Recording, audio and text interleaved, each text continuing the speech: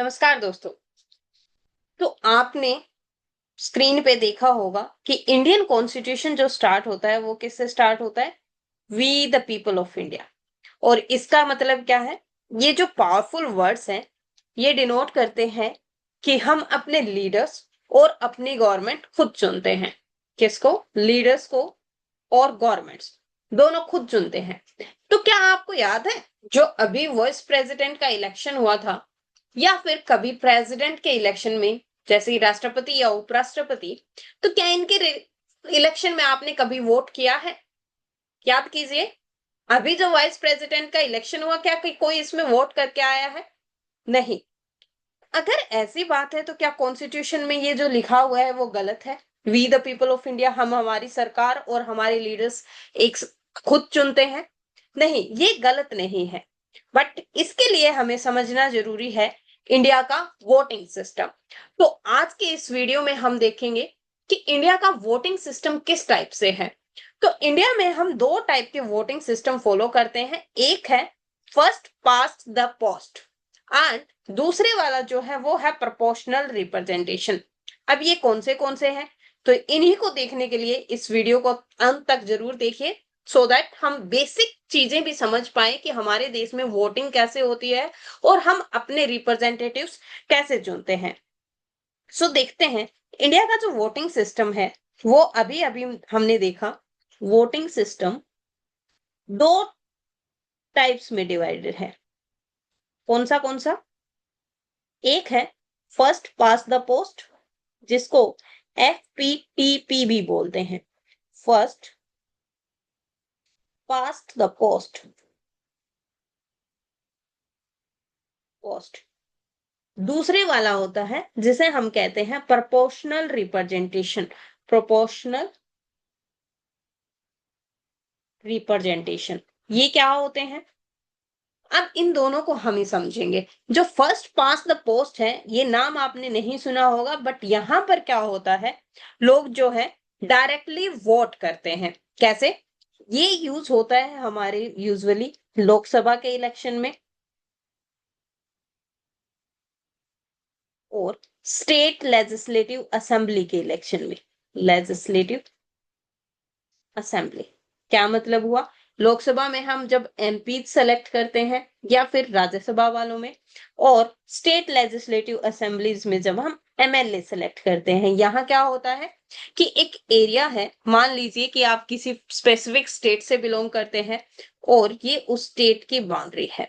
तो इस स्टेट को क्या करते हैं, कुछ कॉन्स्टिट्यूएंसीज, कुछ एरिया को ऐसे नंबर्स में डिवाइड कर देते हैं और इन हर एक नंबर्स को क्या कहते हैं? कॉन्स्टिट्यूएंसीज। कॉन्स्टिट्यूएंसीज, इन कॉन्स्टिट्यूएंसीज से कुछ कैंडिडेट्स खड़े होते हैं और उन्हें क्या करना होता है, हमें डायरेक्टली वोट करना होता है। तो यहां से जो सिटीजन होते हैं वो डायरेक्टली वोट करते हैं कैंडिडेट्स को। कैंडिडेट्स जो एक कॉन्स्टिट्यूएंसी से खड़े होते हैं। अब इस कॉन्स्टिट्यूएंसी में जिस भी कैंडिडेट को, मान लो कि यहाँ पे A, B, C and D चार कैंडिडेट खड़े हुए थे, और इनको जिसको भी सबसे ज्यादा वोट मिलेंगे, जिसको सबसे ज्यादा वोटिंग शेयर मिलेगा, वो कैंडिडेट क्या है, जीत जाता है। तो वोटिंग शेयर मान लो कि इसको 40% वोट मिल रहे हैं, एक को 30% वोट मिल रहे हैं, एक को 20% वोट मिल रहे हैं और एक को 10% वोट मिल रहे हैं। यहाँ ये 40% वोट मिलने वाला इंसान क्या है, जीत जाता है। हालांकि इसको सबसे ज्यादा जनता ने वोट नहीं किया है। सबसे ज्यादा मतलब मेजोरिटी तो होनी चाहिए ना, 50% +1 वोट आना चाहिए, बट नहीं, इसके पास आधे से ज्यादा वोट नहीं है, इसके पास सिर्फ 40% वोट है। बट बात क्या है, इसके बाकी जो कैंडिडेट्स हैं उनसे ज्यादा वोट है। तो जैसे ही इसके सबसे ज्यादा वोट बनेंगे उतने में ही क्या होगा, ये जीत जाता है। और इसी तरीके से हर एक कॉन्स्टिट्यूएंसी से कोई कैंडिडेट खड़ा होगा और उसके बाद उस एरिया में, मान लो किसी, हम लोकसभा के इलेक्शन की बात करें तो मान लो मेजरली हमारे पास दो पार्टी है, बीजेपी एंड कांग्रेस। NDA कह सकते हो आप, एंड कांग्रेस, समझने के लिए बोल रहे हैं। तो और साथ में कोई अदर्स पार्टी भी ऐड कर दीजिए, ठीक है। अब जिसके ज्यादा कैंडिडेट्स, मतलब जिसके जितने ज्यादा कैंडिडेट्स, या हम इन कैंडिडेट्स को क्या कहते हैं, सीट्स, तो जिसकी जितनी ज्यादा सीट्स आती है वही पार्टी क्या हो जाती है, गवर्नमेंट बना लेती है। और इसका मतलब क्या है कि यहां भी जरूरत नहीं होती है कि हमें जो जीतने वाली पार्टी है उसको 50% या उससे ज्यादा वोट मिलना चाहिए। नहीं, इसकी जरूरत यहां नहीं होती। This is not required. इसका मतलब, अगर आपको पता हो तो जो अभी इलेक्शंस हुए हैं उन सब में मोस्टली जो election percentage of winning party रहता है वो 36 to 38% ही रहता है। किसी के भी 50% नहीं आते हैं यूजुअली। और फिर भी ये पार्टी जीत जाती है क्योंकि इसके अपने विरोधियों से ज्यादा सीट्स होते हैं। तो इसे कहते हैं फर्स्ट पास द पोस्ट। यहाँ आपको बहुमत सीट्स में नहीं चाहिए, अपने विरोधियों से ज्यादा वोट चाहिए, बस इतने की जरूरत है। बट प्रोपोर्शनल रिप्रेजेंटेशन में अब क्या होता है, तो यहां जो है, एक चीज तो आपको ये समझने की जरूरत है प्रोपोर्शनल रिप्रेजेंटेशन में, कि इधर जो वोटिंग है वो डायरेक्टली सिटीजन्स नहीं करते हैं। Citizens, no, citizens directly vote नहीं करते हैं। तो फिर वोट कैसे होता है, तो इसके लिए हम एग्जांपल लेके चलेंगे प्रेसिडेंट के इलेक्शन का। अब इसको हटा देते हैं, अब हम समझेंगे प्रोपोर्शनल रिप्रेजेंटेशन प्रेसिडेंट के इलेक्शन से। तो अब लिख देते हैं प्रोपोर्शनल रिप्रेजेंटेशन।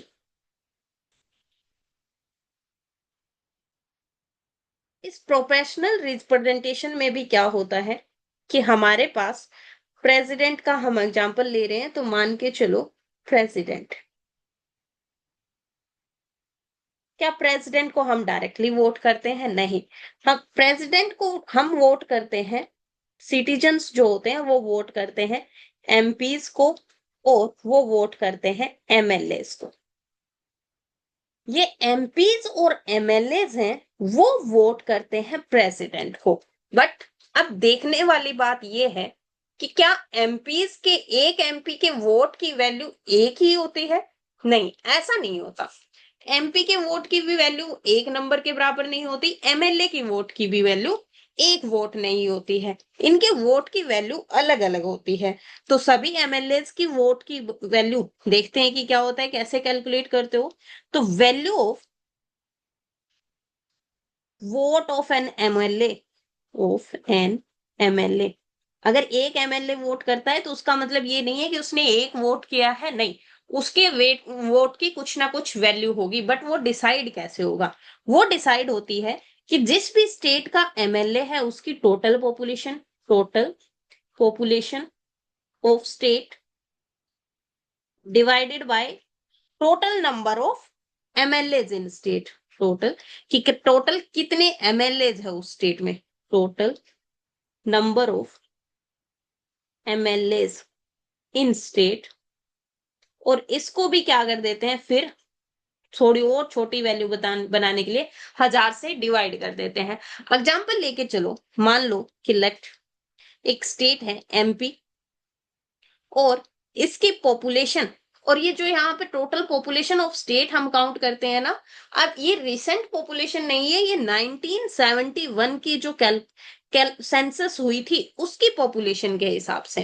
तो मान के चलो कि आप एमपी स्टेट के कंसीडर कर रहे हो, उसके एमएलए के हमें वोट की वैल्यू निकालनी है। तो 1971 की अगर सेंसस देखो तो एमपी की पॉपुलेशन कहीं 3 करोड़ के आसपास थी, मेजरली 3 करोड़ के आसपास थी। और जो total number of MLA in state होते हैं वो रिसेंट में कितने हैं, तो ये 230 के आसपास है। 230 के आसपास अगर हम इसको डिवाइड करते हैं और फिर 1000 से और डिवाइड करना है, क्या ये 3 करोड़ हो जाता है? हाँ। सो अगर आप इसको फिर से फर्दर डिवाइड करते हो तो ये कहीं अप्रोक्सीमेटली आती है 130। मान के चलो अगर ये फिगर नहीं भी आ रहा है तो मान लो कि अप्रोक्सीमेट 130 आता है। तो जो टोटल वोट की वैल्यू एक एमएलए की एमपी की है वो 130 है। तो इस हिसाब से क्या होगा, आपको समझ आ गया होगा। जैसे ही आप स्टेट बदलोगे, हर एक स्टेट के एमएलए की वैल्यू, वोट की वैल्यू अलग अलग होती है। हरियाणा के एमएलए की वोट की वैल्यू अलग होगी, एमपी के स्टेट की वोट की एमएलए की वैल्यू अलग होगी, राजस्थान स्टेट के एमएलए की वोट की वैल्यू अलग होगी। और इसी तरीके से क्या करेंगे, सभी जितने भी एमएलए हैं उनके वोट की वैल्यूज निकाल लेंगे। तो ये तो होती है एमपी के एमएलए के वोट की वैल्यू। अब हम देखेंगे कि एमपी के वोट की वैल्यू क्या होती है। Value of vote of an MLA, MLA की कैसे होगी, कोई आइडिया? एमएलए के वोट की वैल्यू के लिए क्या होता है, चलो देख लेते हैं। Vote value of vote of an MP. तो एमपी के वोट के लिए क्या करना है, जितने भी टोटल एमएलए हैं उनके सबकी वेट की वैल्यू, वोट की वैल्यू करते हैं। तो total value of value of votes of all MLA, votes of all MLA, जितने भी एमएलए हैं सबके वोट की वैल्यू टोटल कर देनी है, plus divided by total number of MPs, number of MPs. MPs कौन से, दोनों लोकसभा और राज्यसभा वाले, लोकसभा प्लस राज्यसभा। बट एक चीज याद रखना, ये जो टोटल नंबर ऑफ एमपीज आप करोगे वो सिर्फ क्या होने चाहिए, इलेक्टेड। जैसे कि लोकसभा में दो नॉमिनेटेड कैंडिडेट होते थे, वो प्रेसिडेंट में वोटिंग नहीं करते हैं, और साथ में राज्यसभा में 12 नॉमिनेटेड मेंबर्स होते हैं प्रेसिडेंट के द्वारा, तो वो वोटिंग नहीं करते हैं। यहाँ भी सोचने वाली बात है कि जो नॉमिनेटेड मेंबर्स होते हैं उनको नॉमिनेट ही प्रेसिडेंट करता है। अगर 14 मेंबर्स प्रेसिडेंट नॉमिनेट कर रहा है और उनको भी वोटिंग में काउंट करना अलाउ कर दिया, तो क्या होगा, प्रेसिडेंट उनको रिश्वत भी तो दे सकता है कि तुम मुझे सपोर्ट करना और मैं तुम्हें ये फायदे दे दूंगा, मैं तुम्हें अगली बार फिर से नॉमिनेट कर दूंगा। तो ये बायसनेस आने को रोकने के लिए जो नॉमिनेटेड मेंबर्स होते हैं वो पार्टिसिपेट नहीं करते हैं प्रेसिडेंट के इलेक्शन में। तो इस तरीके से हमने क्या देख लिया, एमपी के वोट की भी वैल्यूज देख ली, एमएलए की वोट की भी वैल्यूज देख ली। देखना ये है कि ये लोग वोटिंग करते कैसे हैं। तो इस वोटिंग करने का एक तरीका होता है जिसको कहते हैं हम सिंगल ट्रांसफरेबल वोट सिस्टम। क्या, सिंगल ट्रांसफरेबल वोट सिस्टम। ये क्या होता है, चलो इसको भी समझते हैं। अब मान के चलो कि आपके पास चार ऑप्शंस हैं, ए बी सी डी, चार कैंडिडेट्स हैं जो प्रेसिडेंट की पोस्ट के लिए खड़े हो गए हैं। आपको चार लोगों में से कोई प्रेसिडेंट खड़ा हो सेलेक्ट करना है। और अब क्या करना होगा, हर एक एमपी और एमएलए को अपनी प्रेफरेंस बतानी होती है। ये प्रेफरेंस क्या होता है, जैसे मैं कह दूं कि फर्स्ट प्रेफरेंस, सेकंड, थर्ड और फोर्थ, चारों को प्रेफरेंस देनी होगी। अब हर एक एमपी और एमएलए के पास एक ऐसा मॉडल बैलेट सिस्टम आता है, और ये बैलेट पेपर जो होता है, बैलेट पेपर ये होता है सीक्रेट बैलेट पेपर। तो ये किसी को दिखता नहीं है, उनको सीक्रेटली इनको फिल करना होता है। मान लो कि कोई बंदा है, एक्स वाई जेड एक्स इंसान है, उसका ये बैलेट सिस्टम है और उसने फर्स्ट प्रेफरेंस दे दी कैंडिडेट बी को। वो कहता है कि मैं चाहता हूं सबसे पहले अगर कैंडिडेट बने तो बी बने। बट बाय चांस अगर बी नहीं बन पाता है तो उसकी प्रेफरेंस है ए। फिर अगर ए भी नहीं बन पाता है तो थर्ड नंबर पे वो चाहता है कि सी बने, फोर्थ नंबर पे वो चाहता है कि डी बने। तो ये उसने प्रेफरेंस दे दी। अब अज्यूम करते हैं कि टोटल ऐसे एमपी एमएलए की वैल्यूज है वो हमारे 10,000 बन जाती है। पहली एक, अब क्या होगा, अब होगी वोटिंग काउंटिंग। तो इस काउंटिंग में होती है राउंड सिस्टम। फर्स्ट राउंड की काउंटिंग होती है, उसमें देखते हैं क्या होता है। फर्स्ट राउंड की इसमें क्या होगा, सब जो कैंडिडेट्स हैं टोटल के टोटल 10,000, उनकी फर्स्ट प्रेफरेंस देखेंगे कि किस किस को दिया है। सेकंड थर्ड को अभी नहीं देखेंगे, फर्स्ट प्रेफरेंस देखेंगे। तो अज्यूम कर लो ये दो 10,000 वोट है, ए बी सी डी। इसमें से मान लो कि ए को 3600 वोट आए एक बार के लिए, बी को 1200 आए, सी को मान लो कि 2300 आए हैं, डी को कितने बच गए, 6 3 9 और 2 11, 2900। आई होप ठीक ही बनेगा ये। तो ये टोटल कितना हो गया, 10,000 हो गया फिर से। बट यहां क्या है, अब ये नहीं कह सकते कि ए जीत गया। जो प्रोपोर्शनल रिप्रेजेंटेशन है इसमें जीतने वाले कैंडिडेट को 50% प्लस 1 वोट चाहिए। जीतने के लिए जिस कैंडिडेट को 50% प्लस 1 वोट मिलेगा वही जीतेगा। बट 50% का मतलब कितना हुआ? 10,000 का 50% मतलब 10,000 का आधा 5,000 प्लस 1। तो जिस भी कैंडिडेट को सबसे पहले 5,001 वोट मिलेंगे, 5,001, वही क्या हो जाएगा? जीत जाएगा। अब क्या होगा? इनमें तो किसी को नहीं मिला, तो क्या इलेक्शन दोबारा होंगे? नहीं, अब इलेक्शन दोबारा नहीं होंगे। अब क्या होगी? सेकंड राउंड की वोटिंग। Second round. अब सेकंड राउंड में क्या होगा? जो कैंडिडेट को फर्स्ट राउंड में सबसे कम वोट आए हैं, फर्स्ट राउंड में सबसे कम वोट किसको आए हैं? बी को। तो इस बी को क्या कहा जाएगा कि तुम तो किसी तरीके से प्रेसिडेंट बनने वाले हो नहीं। तो बी के जितने भी वोटर्स हैं जिन्होंने बी को फर्स्ट प्रेफरेंस पे रखा था, इन 1200 लोगों के बैलेट में ये देखा जाएगा कि उनकी सेकंड प्रेफरेंस कौन से कैंडिडेट को है। मान लो कि यही हमारा था कि एक और बैलेट पेपर सिस्टम है, अब वो आगे देख लेते हैं। सेकंड राउंड नेक्स्ट पेज पे करते हैं, ठीक है। अब सेकंड राउंड, सेकंड राउंड में हमने देखा, फर्स्ट राउंड वाला रिजल्ट मैं यहां लिख देती हूँ। First round A B C D. A का 3600, बी का कितना था? 1200, सी का 23 और डी का कितना है? 2900। ये था फर्स्ट राउंड। अब सेकंड राउंड में क्या होगा? बी तो इरेज हो जाएगा, बट बी के लोग जितने भी थे, ये 1200 लोग, इनकी प्रेफरेंस इस टाइप की रही होगी ना, ए बी सी डी। मान लो कि मैं जनरल देख रही हूं कोई, तो फर्स्ट सेकंड थर्ड फोर्थ, ये जो 1200 कैंडिडेट है सबकी फर्स्ट प्रेफरेंस तो बी ही थी। उसके बाद सेकंड थर्ड हो सकता है कि कुछ और हो।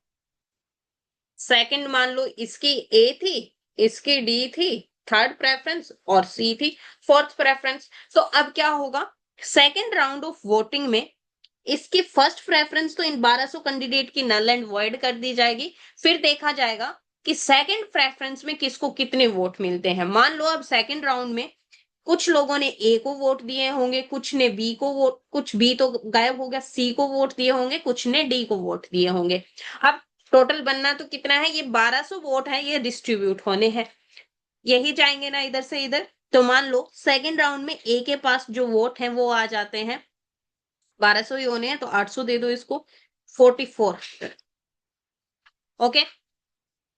और सी के पास जो वोट आते हैं वो आते हैं 2500, और डी के पास जो वोट आते हैं वो आते हैं 3100। मान लो ये 1200 वोट इधर डिस्ट्रीब्यूट हो गए। टोटल वोट तो अब भी कितने होंगे? 10,000 ना, 5 4 9 और 1 10, 4 2 6 और 3 9 और 1 10। टोटल वोट अब भी 10,000 रहेंगे। बट क्या किसी के पास 5,001 वोट आया है? अब नहीं, 5,001 वोट अब भी नहीं आया। तो अब क्या होगा? अब थर्ड राउंड ऑफ काउंटिंग होगी। थर्ड राउंड, थर्ड राउंड में अब क्या होगा? अब जो बचे हुए कैंडिडेट्स हैं उनमें से सबके पास सबसे कम जिसके पास हो गए उसको क्या कर दिया जाएगा? रिजेक्ट कर दिया जाएगा, और उसके 2500 वोट जो है वो डिस्ट्रीब्यूट कर दिए जाएंगे बाकी बचे हुए कैंडिडेट्स में अकॉर्डिंग टू देयर प्रेफरेंस। तो सेकंड प्रेफरेंस वाले सेकंड राउंड खत्म हो गया। वो उसकी देखी जाएगी थर्ड और फोर्थ प्रेफरेंस क्या थी। तो थर्ड प्रेफरेंस हो सकता है किसी की ए हो, किसी की डी हो। मान लो कि अब जो ये राउंड होता है इसमें अल्टीमेटली क्या है, ये 2500 वोट डिस्ट्रीब्यूट होने हैं, तो किसी को कुछ भी चले जाए, किसी को कुछ। मान लो कि इस बंदे को वोट मिल जाते हैं ए को 5200। 5200 मिलने के लिए इसके पास कितने आने चाहिए? 800 चाबा 800, तो 1700 बच गए। और फिर डी बचा है, तो डी के पास बाकी बचे हुए वोट आ जाएंगे, तो ये हो जाएंगे 4800। अब देखो, अब इस राउंड में क्या हुआ? इस बंदे के पास 5,001 से ज्यादा वोट आ गए। तो जिसके पास 5,000 या उससे एक ज्यादा वोट आ जाएगा वही क्या हो जाता है? विनर हो जाता है। और इसी तरीके से आपने देखा होगा हर राउंड में क्या हो रहा है? एक वोट ही ट्रांसफर हुए जा रहा है कैंडिडेट को। यहाँ बी के वोट ट्रांसफर हुए, ए बी सी को वही वोट ट्रांसफर हो रहा था ना। इस राउंड में सी के वोट ट्रांसफर हुए ए और डी को, इसी वजह से इसको क्या कहते हैं? Single transferable vote. एक ही वोट है वही ट्रांसफर होता रहता है। और ये राउंड्स कब तक चलते हैं? जब तक कोई 50% प्लस वन वोट्स अचीव ना कर ले। तो इस तरीके से सिलेक्ट होता है हमारा प्रेसिडेंट। और इसी वजह से हम कभी डायरेक्टली प्रेसिडेंट या वाइस प्रेसिडेंट के इलेक्शन में पार्टिसिपेट नहीं करते हैं। हमारे द्वारा सिलेक्टेड एमएलएस और एमपीज वहां पे वोट करते होते हैं। So that's it. और इस तरीके की वीडियो अगर आपको अच्छी लग रही हो तो इनको लाइक शेयर और सब्सक्राइब करना ना भूलें। Thank you very much. ऐसे ही नॉलेज के लिए चैनल्स को देखते रहिए। Thank you.